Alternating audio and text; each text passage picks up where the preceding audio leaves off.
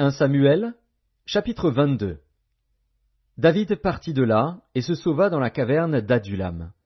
Ses frères et toute la maison de son père l'apprirent, et ils descendirent vers lui. Tous ceux qui se trouvaient dans la détresse, qui avaient des créanciers ou qui étaient mécontents, se rassemblèrent auprès de lui, et il devint leur chef. Ainsi se joignirent à lui environ 400 hommes. De là David s'en alla à Mitzpé dans le pays de Moab.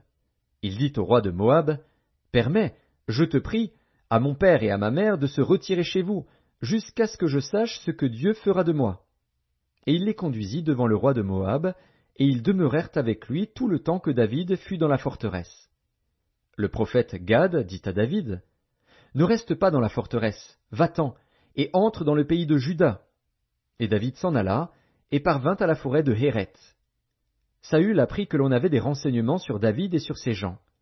Saül était assis sous le tamarisque, à Gibéa, sur la hauteur. Il avait sa lance à la main, et tous ses serviteurs se tenaient près de lui.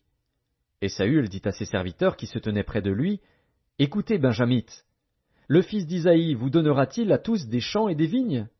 Fera-t-il de vous tous des chefs de 1000 et des chefs de 100?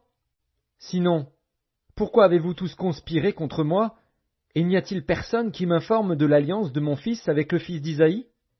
Pourquoi n'y a-t-il personne de vous qui souffre à mon sujet, et qui m'avertisse que mon fils a soulevé mon serviteur contre moi, afin qu'il me dressât des embûches, comme il le fait aujourd'hui? » Doeg, l'Édomite, qui se trouvait aussi parmi les serviteurs de Saül, répondit, « J'ai vu le fils d'Isaïe venir à Nob, auprès d'Akimélec, fils d'Akitub.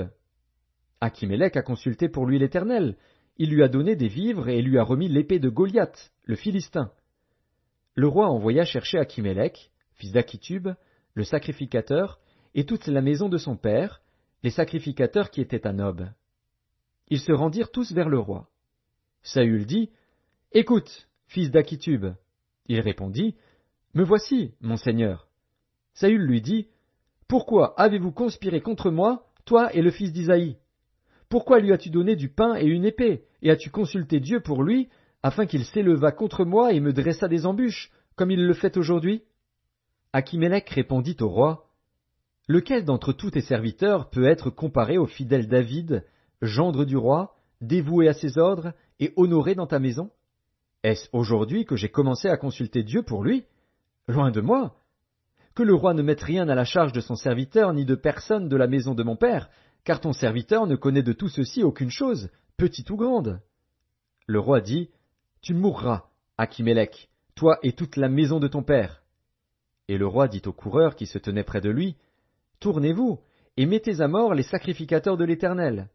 Car ils sont d'accord avec David, ils ont bien su qu'il s'enfuyait, et ils ne m'ont point averti. » Mais les serviteurs du roi ne voulurent pas avancer la main pour frapper les sacrificateurs de l'Éternel.